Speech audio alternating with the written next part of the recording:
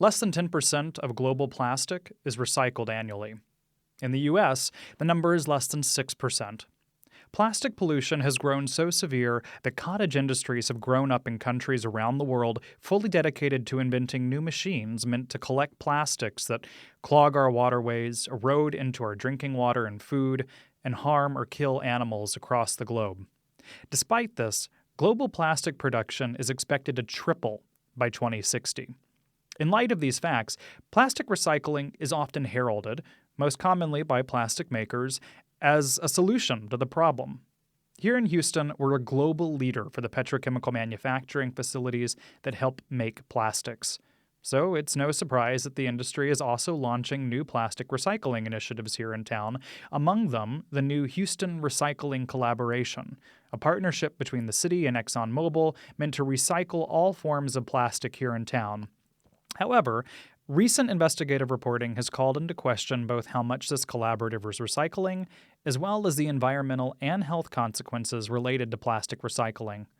I'm Weston Twardowski, an instructor in Rice University's Environmental Studies program and the program manager of the Diluvial Houston Initiative. And you're listening to Gulf Streams on KPFT Houston 90.1 FM, Galveston 89.5 FM, and Huntsville 89.7 FM, where we talk with leading experts and community leaders to better understand the environmental problems and potential solutions facing our community.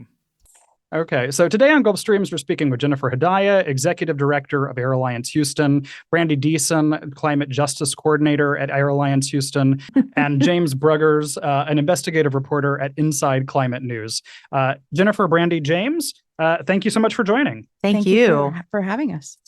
So just to start us off, James, you and some of your team were really the first to break these stories around the Houston Recycling Collaborative. So can you just start off by telling us a little about your work, how you came across the story, and what this Houston Recycling Collaborative is? Yeah, sure. So I'm a reporter based in Louisville, Kentucky, and plastics is part of my beat. And so the last couple of years, I've spent a lot of time reporting on different aspects of the global plastics crisis. And one of them has been this issue of advanced recycling or chemical recycling, which we hear a lot of when you watch CNN at night, and you can see the political advertising that comes from the industry and that sort of thing. And so late last year, I ended up looking into a couple of proposals. One project actually was underway, but it was in Indiana, and I wanted to just see, is this working? Is this chemical recycling living up to the industry hype? And then there was also some other proposals, and I was finding actually that it wasn't living up to the hype, or that it was really super controversial, and that some of these companies, these smaller companies that were proposing these things, that it was hard to tell whether their proposals were like real or not. And then somewhere along the line, I heard about Houston's recycling collaboration, and I thought that, if there's any place in the country that would be able to figure out how to do chemical recycling, it would be Houston. And if any company could figure it out, it would probably be ExxonMobil, because of all of the chemical engineers that they no doubt have there. And so I don't know. I mean, it's just, I kind of knew that at some point I would have to come down to Houston and visit. And then along the way, I came across all throughout the last year and a half, I've been talking a lot with Jan Dell, who's an independent chemical engineer, part-time Houston resident, who founded the group, The Last Beach Cleanup. And she was encouraging me to also look into this program as well. So I can take a break right there. I can, if you want me to get more into the Houston collaboration, I can, but it's just if there's any. No, well, we'll get into that in a second. So Jen and Brandy, can you just talk a little about first Air Alliance and what it is and how you're involved, but then how it is that you came across this as well, and what your organization's been doing around the Houston Recycling Collaborative? Absolutely. So Air Alliance Houston has been working since the late 1980s on all kinds of issues related to the quality of our air. We are the longest running advocacy nonprofit with a singular focus on the public health impacts of air pollution. So for decades, we have been working to reduce industrial emissions, say from the fossil fuel industry up and down the ship channel. We've been trying to reduce tailpipe emissions from our highway sprawl across the region, and working to reduce the polluters that we call backyard polluters. They're the smaller polluters that might be in your neighborhood. You may not even know they're there, such as concrete batch plants, concrete crushers, metal recyclers, foundries, et cetera. So we obviously are very aware of the major industrial polluters up and down the ship channel. And Jim mentioned one of those already, which is ExxonMobil. There's many others. There's about 50 very large industrial polluters along the ship channel that are responsible for most of the direct public health impact of air pollution. And we knew that ExxonMobil in particular has a large campus in the Baytown area. We call it a campus because there's multiple facilities in this one area, and they produce a number of petrochemicals and refine a number of things. And it was about, about a year ago that another colleague that works in the efforts to reduce the global plastic crisis, as Jim mentioned, her name is Judith Enck. She was a former EPA administrator, the founder of an organization called Beyond Plastics, reached out to me, or we stumbled upon each other somewhere, as it happens in the environmental justice world. And she said, hey, have you heard about what ExxonMobil is proposing down there in Houston? And I said, well, ExxonMobil does a lot of things. Let me go take a look at their campus that they have and their multiple facilities that they're doing. We had already heard that they were proposing some carbon management hubs like carbon capture and utilization, potentially a hydrogen hub. We had already been watching what they were proposing in terms of mitigating their climate impact. And then we started digging into it. And it was truly, I have to give credit to Judith for raising my awareness of something at the time that was quite nascent, something that had been under the radar screen, I think, in the region as an air pollution concern and as an industry new direction. I started educating myself, started reading up. We started forming a group we call now the Coalition Against Chemical Recycling, asked a lot of questions, tried to get information from ExxonMobil about what they were doing. And then lo and behold, we came across then the Houston Recycling Collaboration and worked very hard. It took us almost a year. We almost had to resort to legal action to even get a copy of the documents that set up the Houston Recycling Collaboration in the first place from the city of Houston. Jim got a lot closer to that than we ever did. And so now more and more has come out. And in the last year, the Houston Recycling Collaboration has announced itself. It now has branding. It now has materials. It now has municipal drop-off sites where they truly are suggesting that if you bring your single-use plastics there, they will be now recycled through these quote-unquote advanced or chemical methods, and that will help reduce the global plastic crisis, which, thanks to Jim and his colleagues and others, we now know is absolutely a false solution. And Jim, yeah, maybe that's a good place to jump in and ask you to tell this story a little bit, because I know for listeners who are new to this, who haven't encountered your work yet, probably they hear, ooh, recycling, outstanding. This is a great development. And already we've heard advanced recycling and chemical recycling and some different terms around this. And Jim's already alluded to some of the air quality concerns that might be existing. But I'd really love to give you a chance to talk a little about your story and what you found when you actually followed up on what's getting recycled and where this is going, and how this collaborative is unfolding. Yeah, sure. So first of all, I mean, there's really like a couple of kinds of recycling, plastics recycling. There's mechanical recycling, and then there's like everything else that might be called advanced recycling, which is really sort of an industry term. And like almost virtually all recycling that happens is mechanical recycling. And even what is that exactly? Okay, so mechanical Breaking recycling. Sorry, it's the professor in me who always asks students to define things. But what is mechanical recycling? Well, that's it's like it starts with we put our plastics in the recycle bins, or we drop them off someplace, and they go to some kind of what they call a MRF. It's a material, I forget what that is, but it's a sorting facility.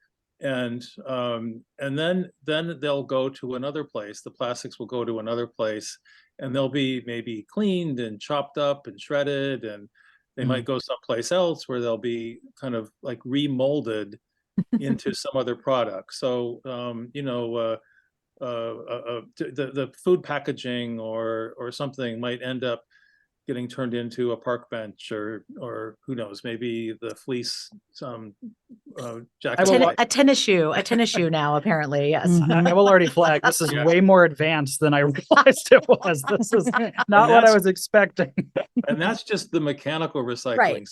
The advanced recycling is really a sort of a industry term that is used to describe like the sort of lump in together a whole bunch of like chemical type technologies that are designed, that are hopefully designed, that will hopefully be able to take certain types of plastics and then reduce them to their basic chemical constituents, the molecules that go into, basically the raw materials that go into making plastic. And then you make you hypothetically make new plastic with those materials. So what we're largely talking about, what I've looked into mostly, is something called pyrolysis, which is an old technology, centuries old. But in this case, these mixed waste plastics, these consumer plastics, go in, and they're heated up without very high temperatures, without oxygen, or maybe just a little bit of oxygen, and they're turned into, like, there's basically a gas, and then also like a synthetic crude oil, a pie oil, they kind of call it. And the Exxon facility uses some sort of method that's along the pyrolysis kind of process. But anyway, so what we were curious about with this Houston recycling collaboration is that there was just all this marketing material which made it seem as though what people were dropping off, and then there they could drop off like all plastics, all number 1 through 7, and put them in a plastic bag, and then it was highly, I mean, if you look carefully at what they say, sometimes they were really careful about how they actually phrased their the wording of their promotional materials. But it was hard. People we talked to assumed that this material was getting recycled, assumed that it was all going to the ExxonMobil Baytown facility. And so, and that's certainly what Jan Dell came across last year, earlier this year, I mean, and she started putting these Apple tracker tags, AirTags, into plastic that she was then leaving in Kingwood, where one of these all plastic recycling drop-off locations is located at. And then there was another one, I believe, in North Houston. And so I was, talking with her through the summer and into the fall, and they were all going to all the plastic was getting dropped to the same place.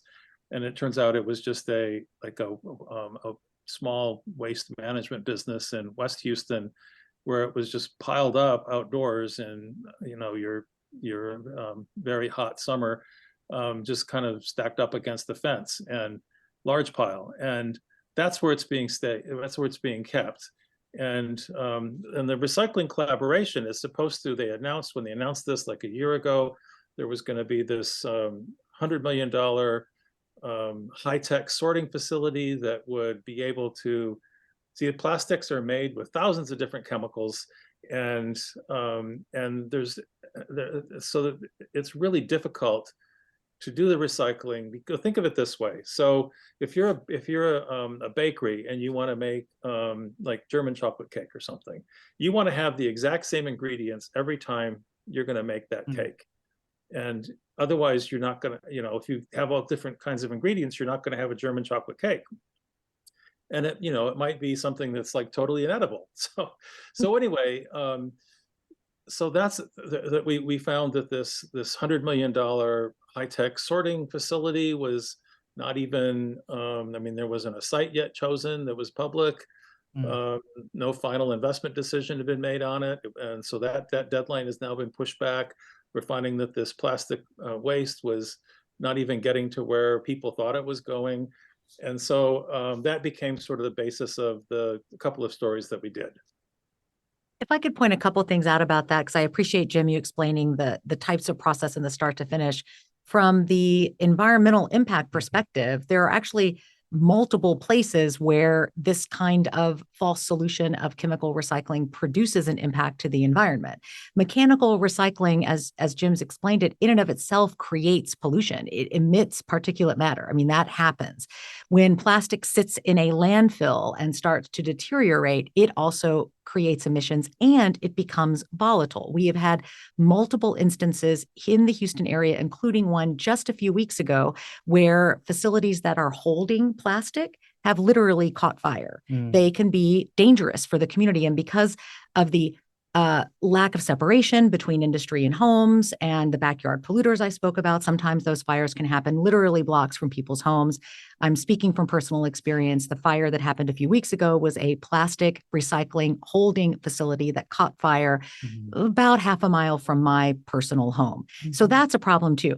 Then if you actually do get to the quote unquote advanced recycling or chemical recycling process, which in our case, as Jim's investigation showed, the plastics weren't actually getting there, but let's say they do get there, then the heating process, whether it's with ambient heat or some other heating source where the plastics are broken down, as Jim said, plastic is made up of many, many chemicals. And when you break that down, what happens is there are emissions that come out of that breaking down process. And in study after study across the country, though that breaking down process of the plastic through the ambient heating has been shown to emit carcinogens into the air, and those are products that are known to cause cancer. So you're looking at your benzenes, your butadienes, your formaldehydes, dioxins. Yes. So add to that the environmental justice considerations, including where ExxonMobil is located, including where other facilities are located that are claiming to be adopting this technology,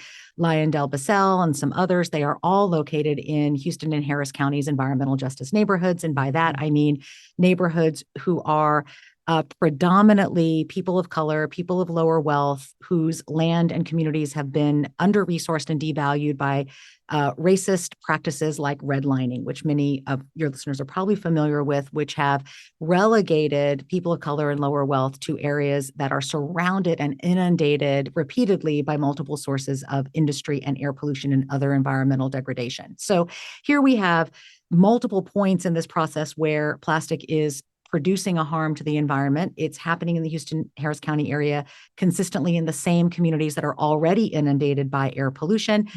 And then when you take a swooped out view, a 30,000, a 50,000 foot view, what we're also seeing is simply a false solution to a crisis that ultimately ends up producing more plastic. So this isn't about reducing plastic reliance.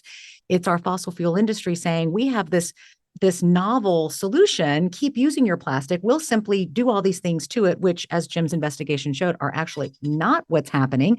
And along the way, we're going to make more pollution. And along the way, we're just going to keep producing plastic. And that sustains an industry that we know, at least here in the Houston-Harris County and other areas like Cancer Alley in Louisiana, in the Ohio River Valley, Appalachia, Southern California, is continuing to sicken and result in early mortality for communities. So I think there's just to take a step back for a moment. That was a lot of information. Sorry about really that. important. But just for we have a tendency to connect all the dots at once, Weston. Okay.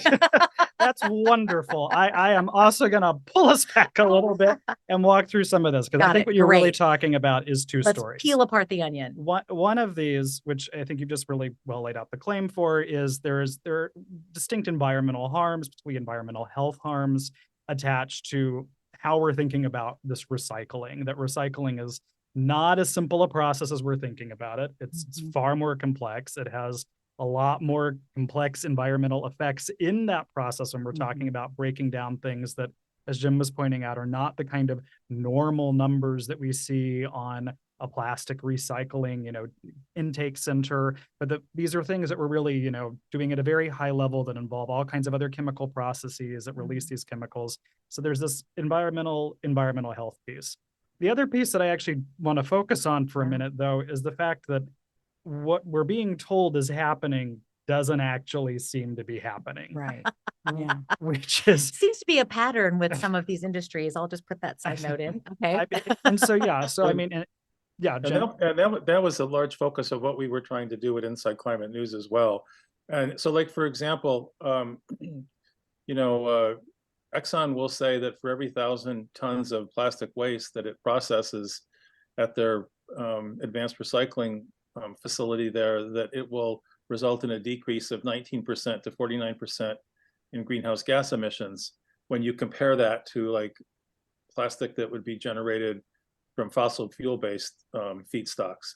Well, okay, so how do you check that? Well, you need to see the report that they did, a life cycle analysis of those emissions claims, and they're not making that public. So there's no way for the public, there's no way for anyone like me to be able to like see that report, look at it, take it to other independent experts, see what they say, that kind of thing.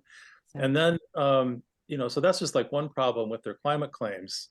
And they'll say that, and then there's like the technology itself and how much of that you have like so many tons of plastic waste comes into their process.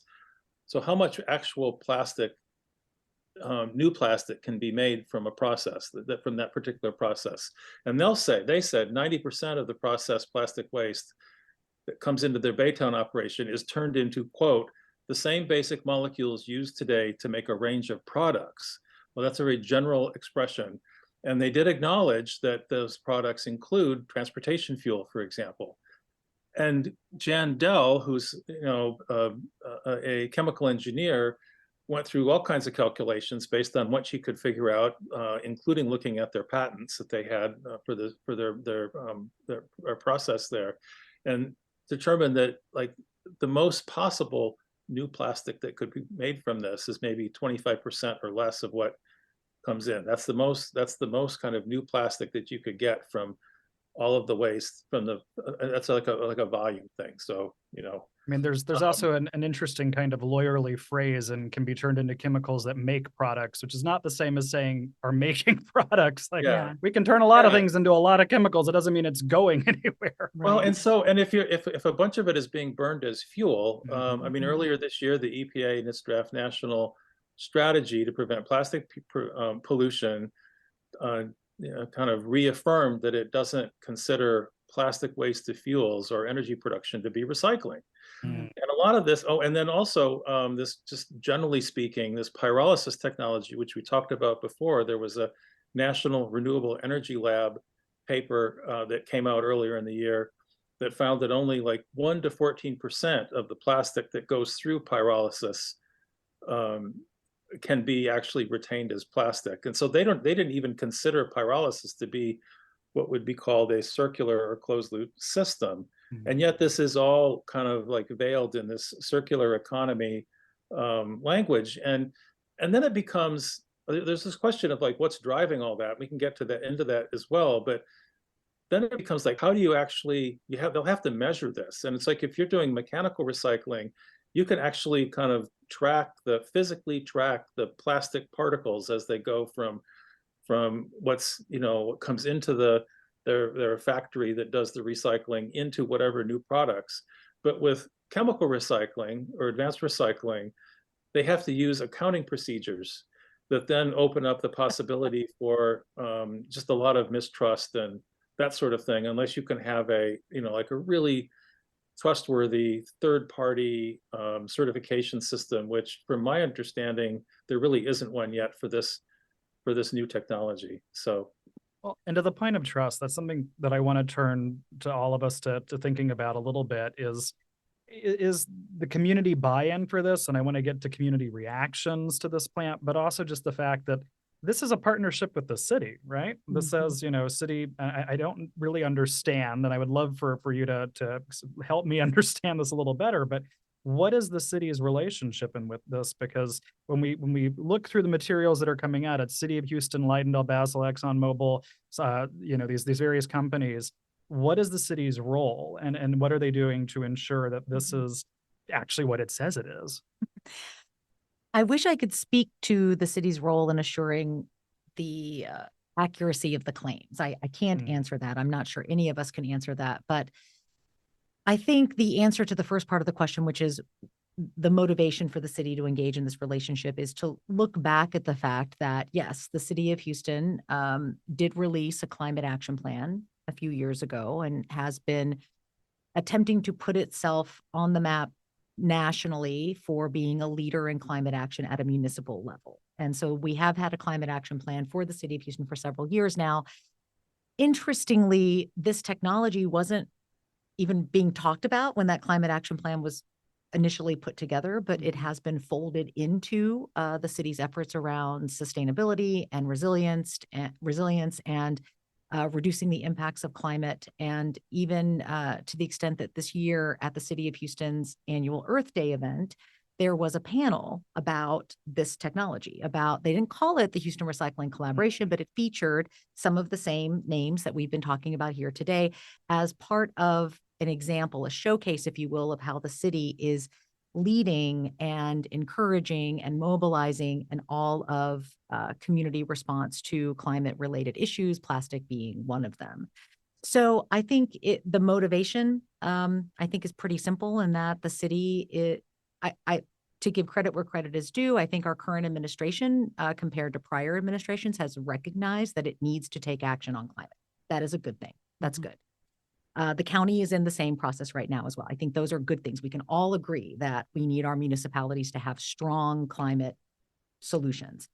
The challenge here is that this appears in many ways, or appeared at the time on its surface, to be a solution. And as Jim has explained, and as more research is done, it really is a very not well understood or tested technology in the way that it's being presented. And now we're learning more and more about it. And unfortunately, I think at the end of the day, it's going to be a disappointment for all involved. But I think, to your first question, the motivation is the city wants to make change on climate. That's laudable. But beyond just the motivation, I'm curious if any of you could speak, and maybe not, maybe we don't know well enough, but I'm curious about what is the nature of this partnership? Is the city of Houston putting up funding? Is it just organized? It's a memorandum of understanding Okay. that established the collaboration between the partners, and some of the partners entered into the collaboration without even having a physical facility, hadn't even been built yet. The facility that Lyondell is proposing to be part of this collaboration is their legacy refinery in the city of Houston, along the ship channel, very close to the city of Pasadena border. It's a legacy refinery, meaning it's been in operation for well over 100 years, and they had announced they wanted to transition it. They wanted to decommission it. Okay. Now there's conversation about transitioning it over into a quote unquote new technology, a chemical or advanced recycling facility, or maybe even a hydrogen hub. There's a little bit of controversy now about what they plan to do with that facility. So the memorandum of understanding, it is just that. It's a signed document by all parties saying we form this collaboration. As far as we know, I think as far as Jim's investigation could reveal, there has been no money that's exchanged hands. Okay. However, we believe that this MOU and its commitment by the parties, which includes one of the largest cities in the country. I mean, what is Houston now? The fourth largest city in the country. So here we have the fourth largest city saying, on paper, we formed this. How could it not be an endorsement of it? And we know and suspect that some of these companies are leveraging that in other spaces and ways to potentially grow this technology, either here locally or in other parts of the country. So even though there's no funding, it's an MOU, it's not a contract, it still is a pretty significant endorsement of or show of faith in by the fourth largest city. For a technology that you're pointing out has some serious health consequences for folks, which is what I'd like to get into next, is I know all of you are in touch with folks on the ground, folks who are directly impacted by this. And so I'm wondering if you can talk a little about things that you've heard from community members, concerns that community members have, and concerns that maybe you should have for communities that could be impacted by this directly. Well, communities are already concerned because these people are known to be bad neighbors. Where the public is concerned, they don't know a lot about chemical recycling or what that is. So that's going to be part of my job, is to go in and talk to the community about that. But, they're already concerned with a life expectancy that's 20 years lower than some of the wealthier areas because of the bad neighbors that live there and already pollute. They are allowed to report their own emissions, and so they don't meet the standards, the national standards already. So communities' concern when they do know about that is Why do I need one more source of air pollution in my neighborhood when I'm already disproportionately, impacted by it? Yeah. And I think, Jim, I think you spend a lot of time talking with community members as well. And I'm wondering, in your reporting, were there particular stories that stood out, or folks that you were talking to who are seeing this, who are concerned by it, who are, how is that going in terms of your reporting and conversations with folks? So yeah, generally it was just like the concern that I heard was that this was like one more potential layer of concern that they might have. It's a uncertainty over exactly what the process is. Um, there's no way to really tell like how many, like what kind of emissions are associated with this because they've apparently sort of embedded the this particular advanced recycling facility into another permit.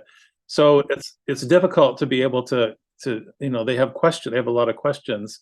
I also found at least one person who was willing to give ExxonMobil a chance at explaining what they were doing because they thought, well, maybe recycling, finding a way to recycle this stuff and use less virgin fossil fuels might actually be a good thing. So there was some willingness to at least engage the company in some way, but generally it was just like, there's the burden already, and is this going to be just one more burden for us to have to deal with that other people in the area don't have to deal with?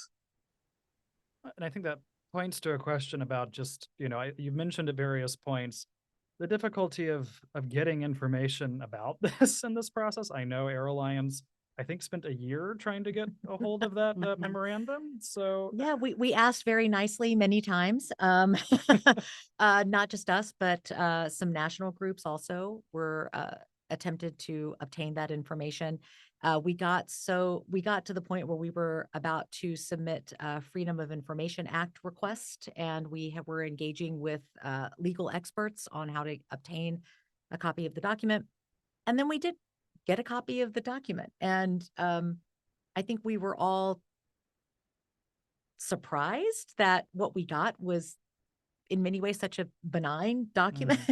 There, it felt like it was being protected at all costs, as though it had, proprietary secrets, or what's the exact recipe of the pyrolysis soup they're making, and then that would become no.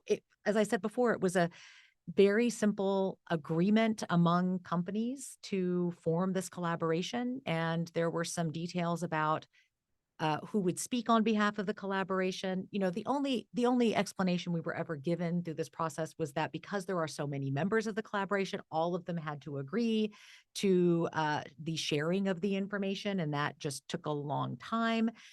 But that information is public information. This is a public document entered into on behalf of municipality, on behalf of those of us who live in the city, and we had felt from the beginning that it should have been more easily accessible. But at the end of the day, there was really nothing terribly shocking about it, and so it does make you wonder. It's something I've wondered for myself. Why was it such a challenge to get access to?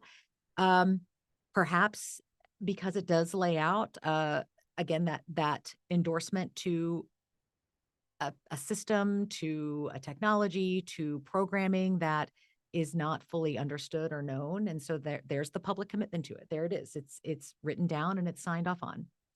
well, and I think that points to this broader issue of trust, Yeah, this broader concern around what industry's relationship to local communities looks like. And Jen, I want to give you a little space here to talk about, or Brandy as well. sure. Something that, I've heard you speak about in the past is when there is a chemical fire, it's often really, really difficult to actually know what's in the air, what's Right. going out. And so I think for listeners realizing that it's really difficult actually for people to know what some of these impacts are. We've talked about these potential environmental health consequences. Certainly we can point back to the pretty much countless fires that have Hmm. sprung up over decades around the ship channel.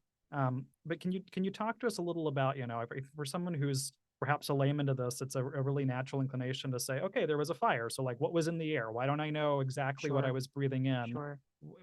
Can you tell us about that? Well, there's two different I think there's two concerns here that make it challenging. We have a very complex regulatory environment in Texas, and that's not to suggest that it isn't complex everywhere, but our state regulator, the Texas Commission on Environmental Quality, has not created a system that is transparent or accessible to Houstonians or Harris Countyans.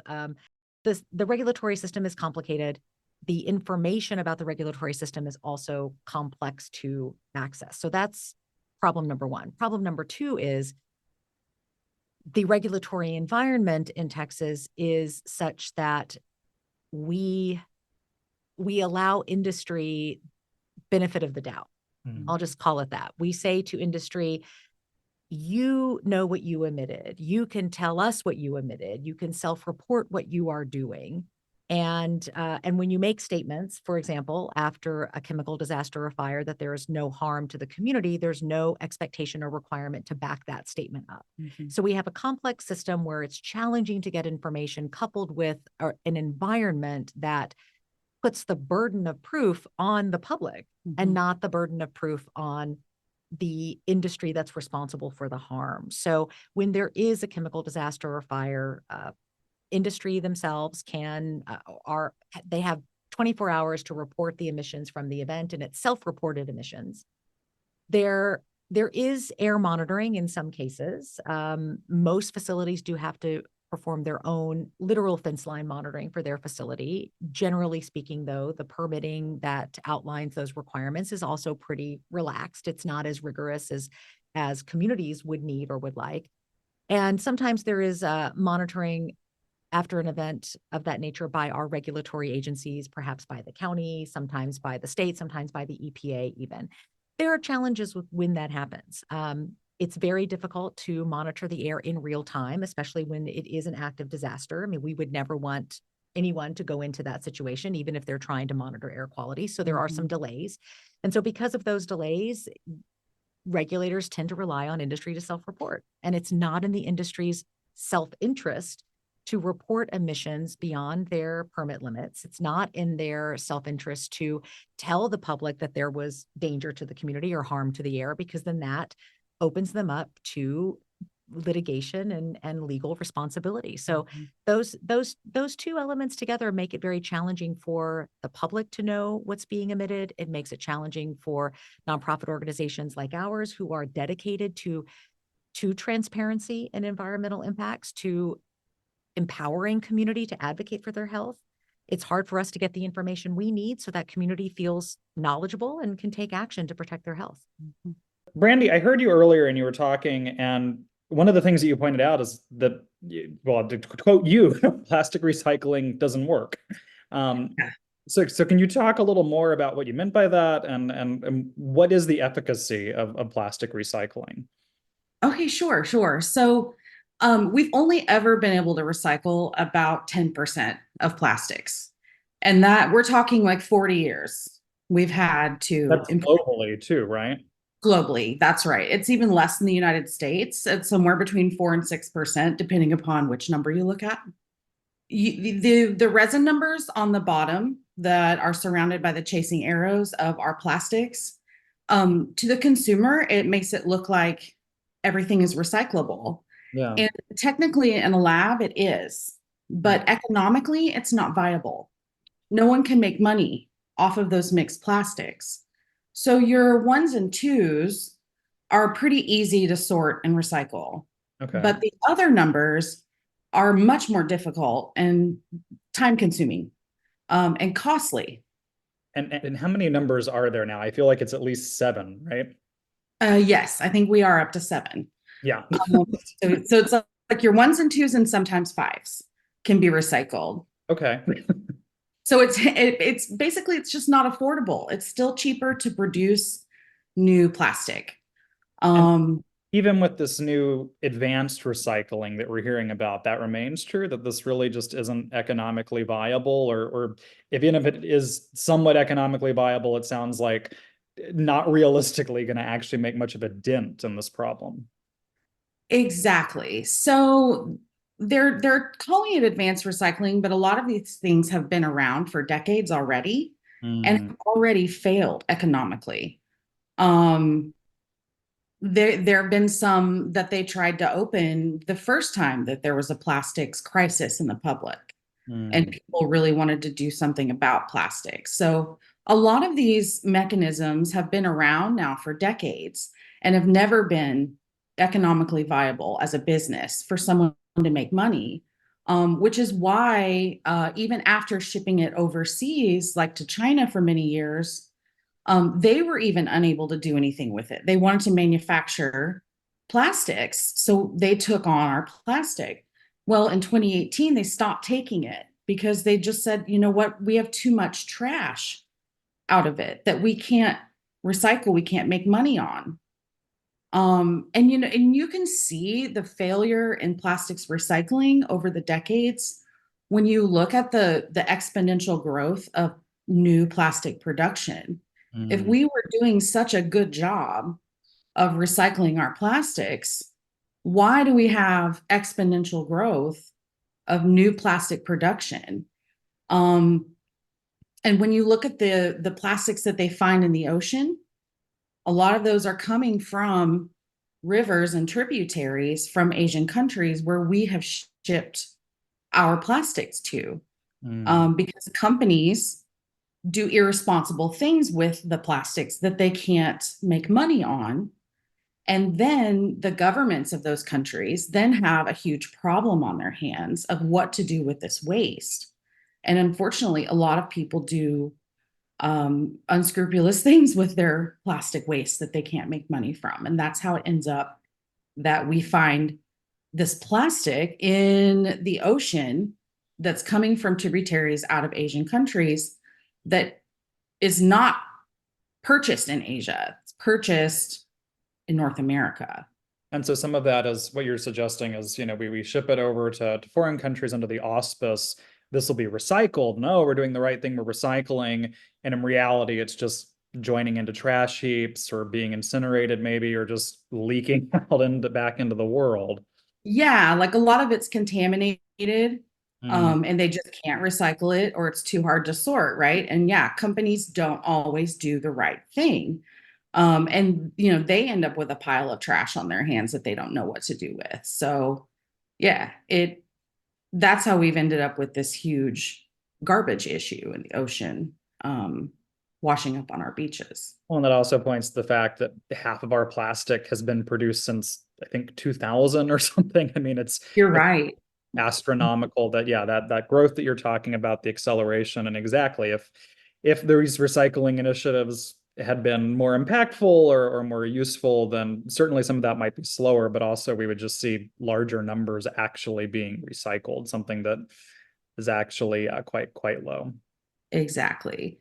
We need more extended producer responsibility.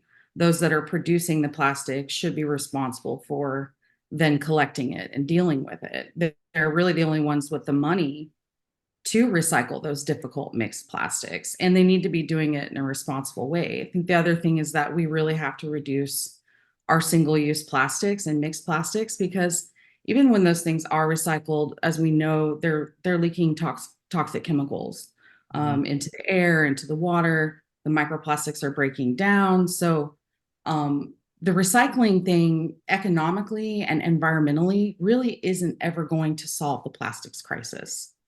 That's a fantastic point. And I think we're definitely going to revisit in the future as we continue to talk around plastics, these issues around exactly these forever chemicals that you're talking about, but also the single-use plastics as a whole, and this contribution to waste. So thanks. So let me ask, we've gone through this, I think we've certainly made plastics and recycling a bit more complex. We've thought through some of the environmental difficulties, talked through some of the difficulties just around this is not actually seeming to be actually happening. But as it goes forward, and I think it's safe to say that some versions of this are going forward, what should communities be doing? Or what should they be looking out for or worried about? Are there ways that people can get involved specifically around this as you think through the various complexities that we've just laid out? Well, I would say one is, I mentioned it earlier, Air Alliance Houston and partners have come together to have some collective impact through our Coalition Against Chemical Recycling. And that is an opportunity for residents or other groups to at least be part of identifying those solutions. So that's number one. Join us. Of course, there is power in numbers, and there is power in the diversity of ideas and thoughts and ways that we can affect change at all levels. So that's number one. Number two, permits do have to be approved. There have to be permits issued for ExxonMobil, for Lyondell, for all of the facilities throughout Harris County that are emitting toxins into the air. And there are opportunities for community members to voice their concerns about permit applications. That's something that Air Alliance Houston does. We have sibling nonprofits that work on water permits. Very often, the facility that's polluting our air is also polluting our water and oftentimes also our soil. And so they have to have permits to do that. And every one of those permits on some cadence must be renewed. And that is an opportunity, especially for residents who are living at fence line, residents who can articulate a direct harm from those pollutants, to raise their concerns and potentially move into a space called a contested case hearing, where that could lead to a finding of responsibility on the part of the polluter. So there are members of the public do have some rights when it comes to being impacted at fence line from these polluting facilities. So being aware of permit opposition opportunities, submitting those concerns in writing, coming to public meetings where they can share those concerns verbally, all of those can form the basis of a stronger permit, potentially a contested case hearing where a facility will be held responsible and accountable for the environmental harms that they're causing. Yeah, and I would add too, that was great, Jen, that we could also reach out to our local leaders and educate them on what we've learned about this issue and help them to make better decisions moving forward. I would say too, with especially the Houston Recycling Collaboration, you know, I would nothing is ever a certainty. And I think with the incredible investigative journalism that Jim has completed and everything else we are learning and raising awareness in the community, like what Brandy is doing, people are questioning this. And I think that if listeners feel compelled and passionate, I think one thing they can do is call the mayor's office. If they live in the city of Houston, call their council person, say to them, I heard about this and I have questions and I would like to know more. And I think we should be digging into this more before we decide that the MOU should be extended, that the MOU should even continue, that any more of this so-called advanced recycling these so-called advanced recycling processes should even continue to be endorsed as at city municipal drop-off sites. I think there is advocacy here that can be done, especially for Houstonians that are concerned about the impact of the technology to their health.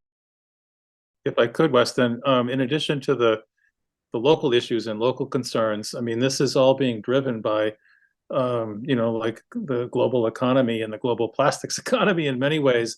So Exxon is doing this, they say, because their customers, people that take the plastic pellets and turn them into, packaging and plastic bottles or whatever, they want to be able to claim that they're using plastic with recycled content in order to meet consumer-driven sustainability goals. And there's even states like California, Washington, New Jersey, and Maine that have passed laws that require that are going to start requiring recycled content goals or targets. And then beyond, and there's also push for national legislation that will deal with plastics, and the wording of that will be very important. And whether or not it accepts chemical recycling or not is yet to be decided. And then beyond that, we just there's like 170 countries are negotiating a global plastics treaty, and there could be some very important decisions that come out of that as well. And then just finally, just to get a scale here, one of the things that I was working with Terry Collins, who's a professor at Carnegie Mellon University, and he calculated that ExxonMobil, which is like one of the largest plastics producers in the world, if not the largest, they would need to build like more than 300 of these facilities with the capacity that Baytown has to process all of their plastic that they make at their plants around the world. And globally, it would be 10,000 of these facilities that would be needed to process all the plastic produced on the planet. So the scale is something that probably needs to be thought about as well. No, I so appreciate that, especially the international and kind of global context there, Jim.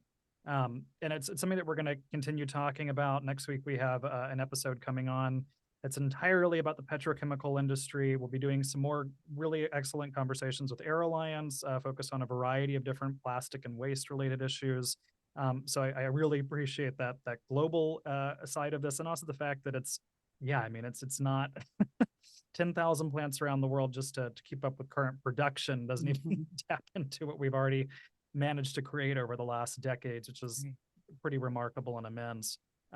So we're coming to the end of our time here. I want to thank you all so much for being here. If there's anything else that you really need to get out, or if you'd like to tell us really quickly maybe about ways that folks can get involved with Air Alliance, I'd love to give you a moment to talk on that. Absolutely. But I know we're going to talk more in detail in a future show, but for someone who isn't able to join, I also don't want anyone leaving feeling like there's really nothing as individuals you can do, because I will tell you, having gone through a year of my own education around plastic and its impact, I've changed my own behaviors, Same. and that, at least in my way, I am reducing my own reliance on single-use plastics. And I think there are many, and I think to Jim's point about consumer demand, there is a sea change coming about Yeah.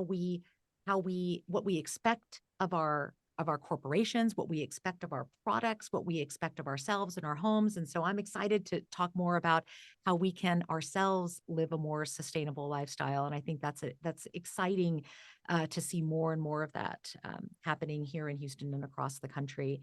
How to get involved with Air Alliance Houston? Well, my communications director would be very disappointed in me if I did not plug our website. And so, yes, you can find us very easily at airalliancehouston.org. We are on all the socials, every one of them that you can think of, and they are always Air Alliance HOU. And you can find us. We are routinely posting information about how to get involved, how to take action. That permit hearing that's coming up, where should you go? What do you need to know about it? What are meetings you can come to? Where can you raise your voice? Where can you be an advocate for the health of your family and the health of your community? So following us, you can also sign up on our newsletter. That is often where we send out action alerts, where we will share ways that people can become advocates and ensure that everyone has the right to breathe clean air in Houston and Harris County. Well, Jen, Brandy, Jim, thank you so much for being here. Just again, a quick shout out to airalliancehouston.com is the website. .org says the website. And you can read Jim's terrific reporting at Inside Climate News and more about this. And I just want to thank you all so much for being here and talking with us today. Appreciate it. Thank you so much for having us. Before we go, I'd like to highlight a way you can get involved in the town this week, which is that the EPA will be holding a Gulf Coast Environmental Justice Discussion Group meet and greet. And this is part of a series of discussion groups that the EPA holds, different areas around the country, different groups of people. They've engaged with over 200 stakeholders in different parts of the country since they started doing this. And the Gulf Coast Environmental Justice Discussion Group is targeted towards the Gulf of Mexico specifically. And so there's an opportunity coming up on Thursday to meet with other folks who are interested in EJ issues, but also to directly talk to the EPA about issues affecting your community, issues that are affecting Houston more broadly. And so this is a really important way to get involved in talking directly to the federal government about the issues that are facing us here in Houston. And you can meet with the Gulf of Mexico development staff. You can meet with different folks from this discussion group and learn about what they're doing in environmental justice work, but also a lot of the upcoming EPA priorities that are really centered around funds that have been opened up under the IRA, the Inflation Reduction Act, which has made available a lot of different monies, many of which will be coming to Houston to directly address some of these problems. So this meeting will take place on January 11th, which is Thursday, from 6:30 to 8 p.m. It's at the Barbara Jordan Mickey Leland School of Public Affairs at Texas Southern University. It's in McCoy Auditorium, room 114. And you can learn more on the EPA's website. If you Google for EPA Gulf Coast Environmental Justice Discussion Group. It'll pop right up. I would offer you the website, but it is long, too long to read out. And so really the easiest thing you can do is Google that EPA Gulf Coast Environmental Justice Discussion Group, and you can directly register for the meeting and get more details there. But this is a really important and I think valuable way to start getting involved if you're keen on addressing these issues, especially if you're interested in seeing what policies can directly affect us and how people can get involved and directly talk to their government officials. This is a really good opportunity to share some of what we've been discussing broadly around Houston and certainly what people on the ground know and experience in their lives. So that'll be this Thursday, 6:30 to 8. Barbara Jordan Mickey Leland School of Public Affairs at Texas Southern University, the McCoy Auditorium, room 114. And like I said, Google EPA Gulf Coast Environmental Justice Discussion Group. Finally, a quick reminder that if you're enjoying Gulf Streams, please check out our podcast. You can listen to previous episodes anytime on your favorite podcast app. We also feature occasional bonus content only available through the podcast, so make sure to subscribe so you can keep up to date on all the news, stories, and ideas featured here on Gulf Streams. Up next time on Gulf Streams, we'll be continuing our discussion around the petrochemical industry, this time a little more focused on what that looks like globally as well as locally, and really thinking through some of the health impacts and some of the different aspects of living around the petrochemical belts of the world. So make sure to tune in and learn more about what petrochemicals are, how they impact our health and environment, and what local advocates are doing around the world to push industry to be more responsible for their environmental actions. If you have questions or ideas for what you'd like featured on Gulf Streams, leave a voicemail at 713-348-4081 or email me at westont@rice.edu.